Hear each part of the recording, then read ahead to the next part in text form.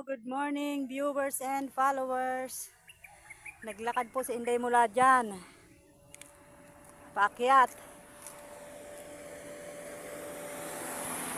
Parang namiss ko kasing maglakad.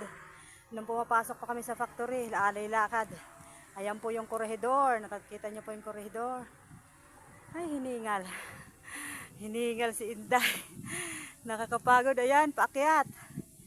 Pagka pumapasok po kami dito, alay lakad mula umaga. Kailangan alas 5 naglalakad ka na, alas 6 ang pasok. Hindi, 4:30. Ayan po yung korehidor sa likod ko. Ayan. Mula dyan, sa baba na yan. Pakurba yan, pababa po. Hanggang dun, paakyat. Ay, apo, hiningal ako ah. Ang ganda ng bundok oh. Nakikita nyo yung nagtatakbo ang ano yan.